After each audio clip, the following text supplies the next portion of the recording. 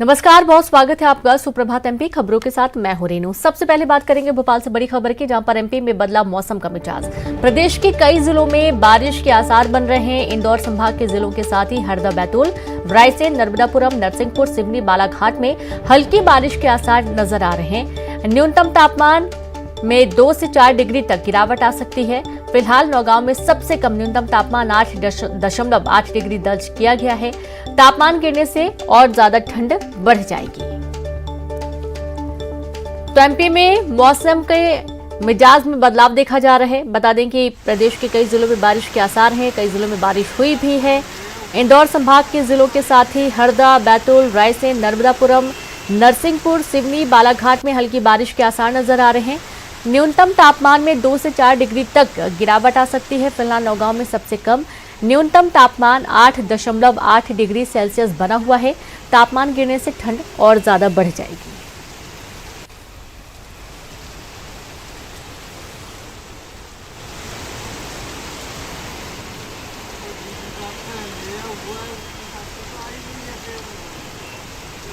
तो ये कुछ तस्वीरें भी आप देखिए, जब प्रदेश में अचानक से मौसम ने करवट ली और कई इलाकों में बारिश हुई। बारिश होने की वजह से भी ठंड बढ़ गई है। सर्द हवाओं की वजह से ठिठुरन बढ़ गई है। एक तो ठंड और ऊपर से बारिश। दिसंबर का महीना है, लोगों को बहुत ज़्यादा ठंड का एहसास हो रहा है। न्यूनतम तापमान में से 2 से 4 डिग्री तक गिरावट आ सकती है। फिलहाल नौगांव में सबसे कम तापमान 8.8 डिग्री सेल्सियस दर्ज किया गया। तापमान गिरने से और ज़्यादा ठंड बढ़ेगी।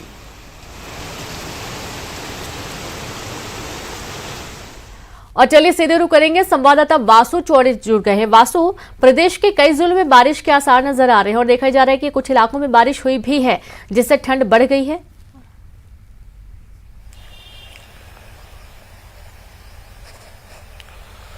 बिल्कुल, देखिए अक्सर साल के इस पीरियड में देखा जाता है कि ठंड के मौसम में जब ठंड तेज होती है, ऊपर से बारिश का सितम जो है वो भी लोगों को और भी ज्यादा परेशानियां खड़ा करता हुआ नजर आता है। हमने देखा है कि बीते मंगलवार ही राजधानी भोपाल और आसपास के जो क्षेत्र है, जिले हैं, वहां पर बारिश हुई थी और जिसके कारण तापमान में लगातार गिरावट आई थी। मौसम का रुख भी बदला था, दिन भर बादल छाए रहे थे और अब इस तरीके का जो मौसम है वो प्रदेश के अन्य जिलों में भी बन रहा है, जिनमें मुख्य रूप से नरसिंहपुर, बालाघाट, इंदौर, सागर और कुछ जो रीजन महाकौशल का है, विंध्य का है, वो भी कहीं ना कहीं इसमें शामिल है। तो वहां पे लोगों को थोड़ा सा और सतर्क, थोड़ा सा और जागरूक रहने की जरूरत है, क्योंकि जब बारिश होती है तो तापमान में जाहिर तौर पर गिरावट जो है वो दर्ज की जाती है। ठंडी हवाएं भी चलती हैं, जिसके कारण लोगों को कई सारी मुसीबतों का सामना करना पड़ता है। और ठंड के मौसम में जो सबसे बड़ा सहारा होता है, यानी कि जो धूप खिलती है, और वो लोगों को काफी राहत देती है। लेकिन इस तरह के मौसम में धूप भी जो है वो नहीं निकलती है, तो इसमें और ज्यादा ठिठुरन से लोगों को जूझना पड़ता है। लिहाजा लोगों को सतर्क भी बेहद रहने की जरूरत है, क्योंकि स्वास्थ्य के लिहाज से भी इस तरीके का मौसम जो है वो बहुत ज्यादा मुनासिब नहीं कहा जा सकता। जो अलग अलग सिस्टम्स बन रहे हैं, उनके चलते कम दबाव का क्षेत्र बन रहा है, जिसके कारण जो मध्य प्रदेश के कई जो ऐसे इलाके हैं, कई जो ऐसे रीजन है, वहां पर बारिश हो रही है। और जैसा कि मौसम वैज्ञानिकों का अनुमान भी है कि आने वाले दिनों में ठंड जो है वो अपनी और भी ज्यादा चरम पर पहुंचेगी। खासतौर पर अगर दिसंबर के आखिरी सप्ताह तक अगर देखा जाए तो तापमान में जो गिरावट है वो अच्छी खासी देखी जाने वाली है। फिलहाल प्रदेश का जो न्यूनतम तापमान रिकॉर्ड हुआ है वो 8 डिग्री के करीब जो है वो बना हुआ है और मैक्सिमम टेम्परेचर भी बहुत ज्यादा नहीं है। लिहाजा लोगों को अब बेहद सावधान रहने की जरूरत है। जगह जगह पर हमने तस्वीरें भी देखी कि लोग अलाव का सहारा ले रहे हैं। नगर पालिका, नगर निगम, जिला प्रशासन की ओर से भी लोगों को ठंड से ठिठुरन से बचाने के लिए कई तरीके के जो प्रयास है वो किए जा रहे हैं। रेन बसेरों में एक बार फिर से जो व्यवस्था है उनको सुनिश्चित करने का काम शुरू हो गया। जी रीनू। बिल्कुल वासु, बहुत शुक्रिया, आप लगातार जुड़े रहे, आगे भी आपसे जानकारी लेंगे। तो रैन बसेरों में भी इंतजाम कर दिए गए हैं गरीबों के लिए। तो वहीं भोपाल से एक और बड़ी खबर है, आप देखेंगे हड़ताल पर अब संविदा कर्मचारी जाने वाले हैं, क्योंकि लगातार अपनी मांगों को लेकर सरकार के सामने जुटे हुए थे और आज से अनिश्चितकालीन हड़ताल पर जाएंगे कर्मचारी। नियमितीकरण की मांग को लेकर आंदोलन किया जा रहा है। निष्कासित कर्मचारियों को बहाल करने की भी मांग की जा रही है और पिछली बार हुए आंदोलन के बाद विभाग से मिला था आश्वासन। 6 महीने बीत जाने के बाद भी अभी तक मांगे पूरी नहीं की गई हैं। मांग पूरी नहीं होने के कारण फिर से आंदोलन पर जाएंगे कर्मचारी और पहले भी आंदोलन कर चुके हैं जब इनको आश्वासन दिया गया, लेकिन आश्वासन मिलने के बाद भी इनकी मांगे जब पूरी नहीं की गई। तकरीबन 6 महीने पूरे हो चुके हैं और अब एक एक बार फिर से अनिश्चितकालीन हड़ताल पर जाएंगे संविदा कर्मचारी। संविदा स्वास्थ्य कर्मचारियों की हड़ताल पर जाने की वजह से आप देखिए कि जो अस्पताल प्रबंधन है, जो अस्पताल है, वहां पर मरीजों को काफी दिक्कतों का सामना करना पड़ता है और कुछ डॉक्टरों के भरोसे ही पूरा स्टाफ चलता है, पूरा हॉस्पिटल चलता है और उसके चलते बहुत परेशानियां आम जन को उठानी पड़ती हैं। बड़ी खबर है भोपाल से, हड़ताल पर जाएंगे संविदा स्वास्थ्य कर्मचारी। आज से अनिश्चितकालीन हड़ताल पर कर्मचारी जाने वाले हैं और जाहिर सी बात है कि इससे स्वास्थ्य सेवाएं ठप्प होने वाली हैं।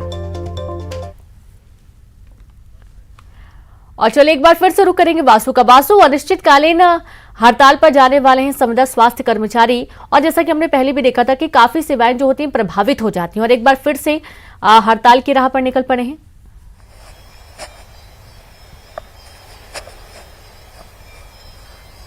बिल्कुल रीनू, देखिए आपने ठीक कहा। लगातार ये देखा गया है कि जो शहर के बड़े अस्पताल हैं, चाहे हमीदिया हो, जेपी अस्पताल हो या फिर अन्य सरकारी अस्पताल है, उनमें बड़े पैमाने पे संविदा स्वास्थ्य कर्मियों का जो अमला है वो काम करता है और स्वास्थ्य सेवाओं को सुचारू रखने में एक महत्वपूर्ण भूमिका इन स्वास्थ्य कर्मियों की होती है। चाहे वो पैरामेडिकल स्टाफ हो, सपोर्टिंग स्टाफ हो, नर्सिंग स्टाफ हो, ये लोग बड़े पैमाने पर अपनी जो सेवाएं हैं वो लगातार दे रहे हैं। और हड़ताल का जो सिलसिला है वो कोविड काल के बाद से ही जारी है, क्योंकि कोविड काल में जब एक पैंडेमिक था उस दौरान बड़े पैमाने पर स्वास्थ्य विभाग को स्वास्थ्य कर्मियों की जरूरत थी, आवश्यकता थी और बहुत स्वास्थ्य कर्मियों को उस दौरान नियुक्त भी किया गया, लेकिन परमानेंट नियुक्ति नहीं थी और कुछ मामले उस कोविड काल के पहले के भी हैं। उसके बाद से लगातार जो तमाम सारे आश्वासन प्रशासन की ओर से दिए गए थे, जिनमें से कुछ पूरे हुए, कुछ नहीं हुए और तमाम जो आरोप हैं संविदा स्वास्थ्य कर्मियों को, उनको लेकर लगातार प्रदर्शन जो है वो सरकार के खिलाफ संविदा स्वास्थ्य कर्मी समय समय पर करते हुए आए हैं। और पहले भी देखा गया है कि इस तरीके के आंदोलन हुए हैं, लेकिन प्रशासन की ओर से आश्वासन के बाद जो हड़तालें हैं,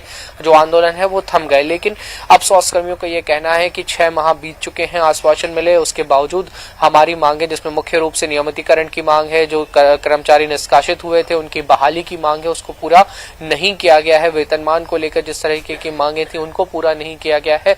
इसलिए एक बार फिर से हड़ताल का रास्ता संविदा स्वास्थ्य कर्मियों ने अपनाया है और अनिश्चितकालीन हड़ताल की ये घोषणा है। बहरहाल देखना होगा कि स्वास्थ्य विभाग, चिकित्सा शिक्षा विभाग इस पूरी हड़ताल से किस तरह से निपटता है, किस तरह से समझाइश दी जाती है और क्या कुछ जो मांगे हैं उनको पूरा नियमों के अनुसार प्रशासन करने में कामयाब होता है स्वास्थ्य कर्मियों की, और कैसे तमाम सारी व्यवस्थाओं को पटरी पर रखा जाता है। फिलहाल ये जरूर है कि कुछ न कुछ परेशानियों का जो सामना है वो आम जनता को, आम लोगों को, मरीजों को और उनके परिजनों को इस पूरी हड़ताल के चलते करना पड़ सकता है। रीनू, बिल्कुल, बहुत शुक्रिया आपका वासु तमाम जानकारी के लिए। तो जाहिर सी बात है कि मरीजों के जो परिजन होंगे उनको काफी दिक्कतों का सामना करना पड़ेगा।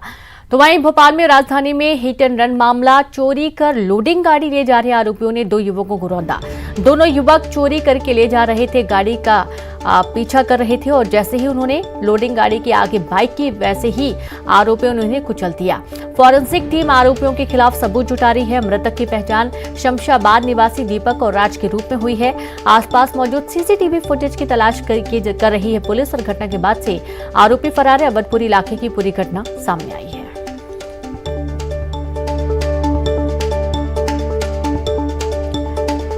तो खबर राजधानी भोपाल से, हिट एंड रन मामला, चोरी कर लोडिंग गाड़ी ले जा रहे आरोपियों ने 2 युवकों को रौंद दिया। दोनों युवक चोरी करके ले जा रही गाड़ी का पीछा कर रहे थे और जैसे ही उन्होंने लोडिंग गाड़ी के आगे बाइक की, वैसे ही आरोपियों ने उन्हें कुचल दिया।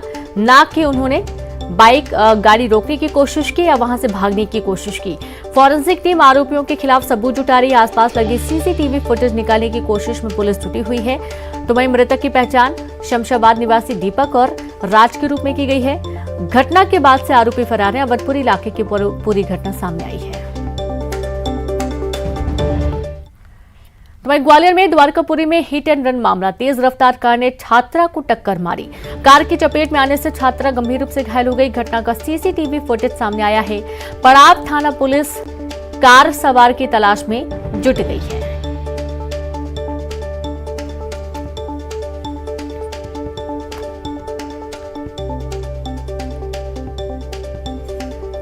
तो बड़ी खबर आपको दे रहे हैं ग्वालियर से, जहां द्वारकापुरी में हिट एंड रन मामला, तेज रफ्तार कार ने छात्रा को मारी टक्कर।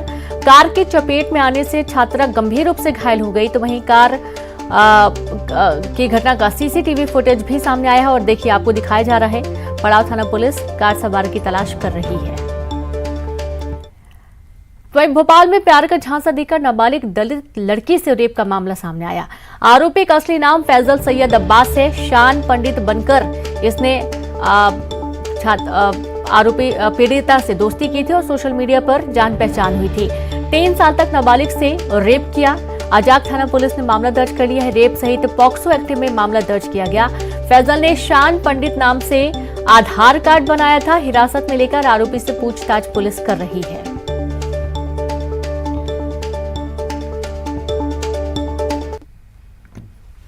तो भोपाल से खबर, आज गुजरात जाएंगे सीएम शिवराज सिंह चौहान। वडोदरा में स्थानीय कार्यक्रम में शामिल होंगे। दोपहर 12:45 पर पहुंचेंगे गुजरात सीएम शिवराज सिंह चौहान।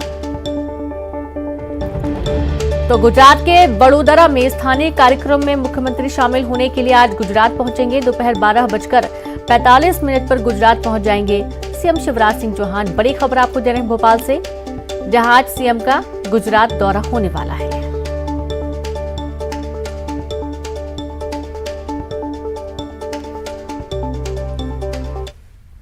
महाकाल की नगरी उज्जैन 5G सर्विस वाला मध्य प्रदेश का पहला शहर बन गया। रिलायंस इंडस्ट्रीज की टेलीकॉम इकाई रिलायंस जियो ने उज्जैन के महाकाल लोक में 5G नेटवर्क पर आधारित सेवाओं की शुरुआत कर दी।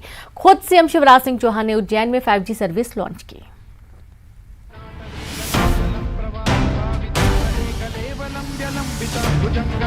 महाकाल लोक के बाद उज्जैन को एक और बड़ी सौगात मिली है। जी हाँ, उज्जैन अब high speed 5G internet service वाला मध्य प्रदेश का पहला शहर बन गया है।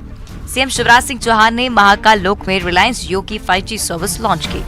अब महाकाल लोक में आने वाले लाखों श्रद्धालुओं को 5G नेटवर्क के साथ वाईफाई की भी सुविधा मिलेगी। इतना ही नहीं, श्रद्धालुओं के लिए ये सुविधा फ्री होगी। 5G में 10 Gbps तक स्पीड मिल पाएगी और इस इंटरनेट कनेक्टिविटी बेहतर होगी।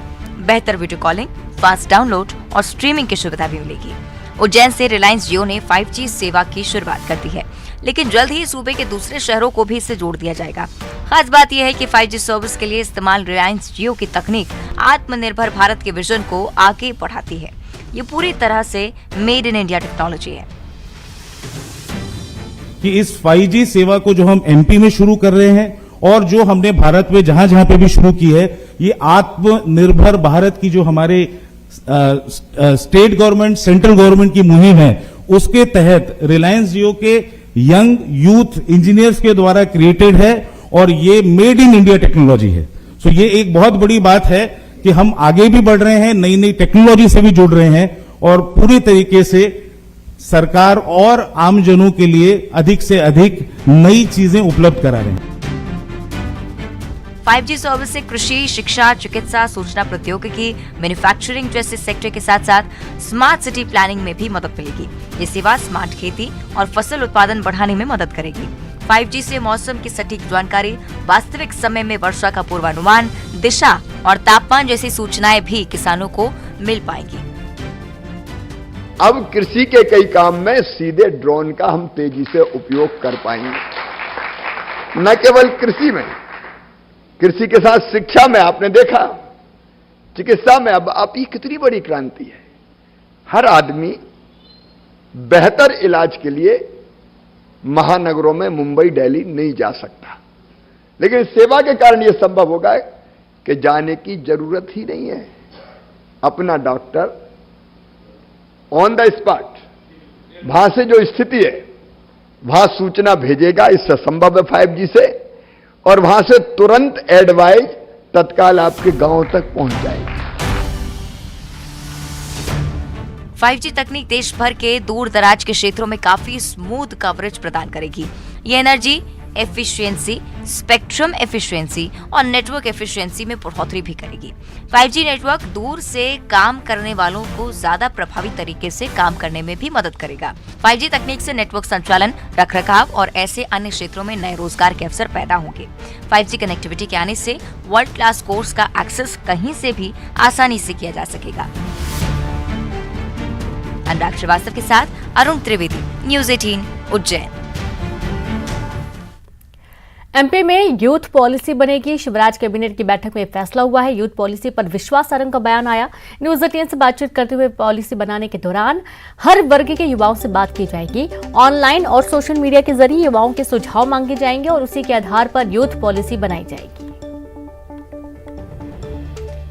युवाओं के लिए नई यूथ पॉलिसी बनने जा रही है और इसमें जीएम का गठन हुआ है, जिसमें चिकित्सा शिक्षा मंत्री विश्वास सारंग भी शामिल है। इस वक्त हमारे साथ चिकित्सा शिक्षा मंत्री विश्वास सारंग जी, उन्हीं से बात करेंगे। सर, युवाओं के लिए नई पॉलिसी, इसमें आप लोगों को सुझाव और अनुशंसाएं भी देनी है, लेकिन युवाओं के लिए क्या कुछ फायदा होगा नई यूथ पॉलिसी से? देखिए, हमारी सरकार कटिबद्ध है युवाओं के कल्याण के लिए, और युवा जो इस देश का भविष्य है, इस देश के आगे आने वाले समय में देश की जिम्मेदारी जिन कंधों पर होगी वो समाज की और सरकार की मुख्य धारा से जुड़े, यही मंतव्य है। और यदि हम किसी भी वर्ग की पॉलिसी की बात करते हैं तो निश्चित रूप से उसके कल्याण की, उसके अधिकार की है, और अधिकार का सही तरह से निर्धारण हो सके उसके लिए कर्तव्य के निर्वहन की, ये सभी एस्पेक्ट पर ये युवा पॉलिसी होगी। और हम सभी अलग अलग सेगमेंट के युवाओं से बातचीत करने वाले हैं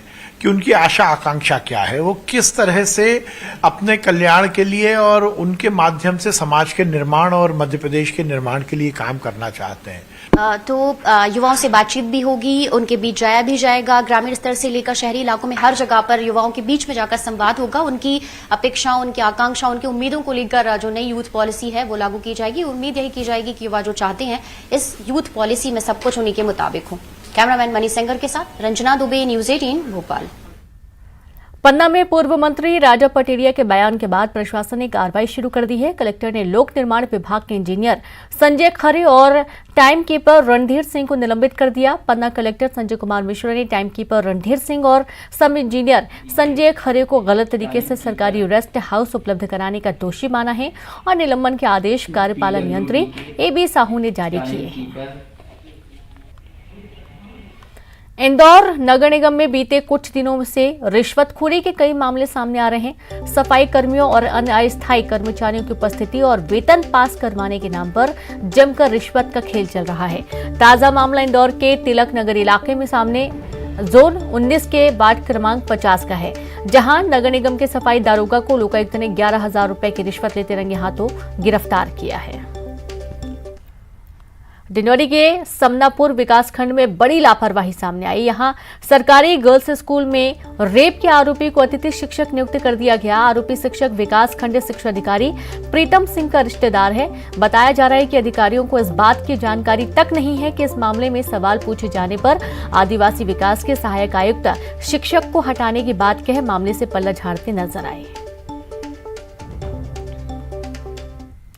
बुरहानपुर में जमीनों के सीमांकन में फर्जीवाड़े और पक्षपात का मामला सामने आया। मामला शहर से सटे एमा गिर्द पंचायत में खंडवा रोड के पास का है, जहां सीमांकन के दौरान एक महिला और जमीन मालिक के प्रतिनिधि ने युवक कांग्रेस के जिलाध्यक्ष उबैदुल्लाह और उनके चाचा पर गुंडागर्दी करने का आरोप लगाया। नरसिंहपुर जिले के गोटेगांव थाना प्रभारी अमित दानी को पुलिस अधीक्षक विपुल श्रीवास्तव ने निलंबित कर दिया। मामला सीएम हेल्पलाइन को जबरदस्ती बंद कराने का है। बताया जा रहा है कि नरसिंहपुर के रहने वाले अभिषेक राय के खिलाफ कोतवाली थाना प्रभारी रहते हुए अमित दानी ने गलत मामला दर्ज किया था, जिसकी शिकायत उन्होंने सीएम हेल्पलाइन पर की थी।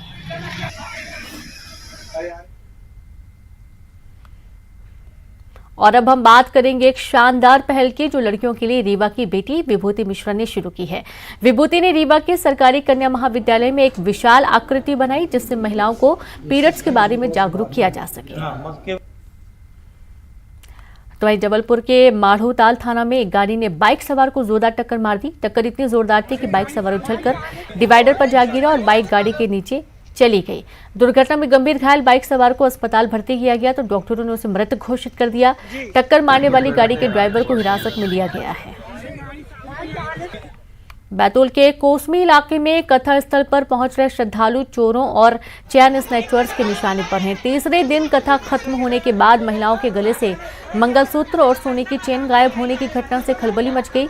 कई लोगों के महंगे फोन भी चोरी हुए। चोरी और चैन स्नैचिंग की शिकायत करने कोतवाली पहुंची महिलाओं के बीच विवाद की स्थिति भी बन गई। खरगोन के प्रेमनगर गांव में बछड़े और बछिया की एक अनोखी शादी हुई। 2 दिन तक चले शादी समारोह में आसपास के 4 गांवों के लोग शामिल हुए। बैंड बाजा के साथ ही बारात निकली और वैदिक रीति रिवाज से पंडित ने मंत्रोच्चार कर शादी को संपन्न कराया।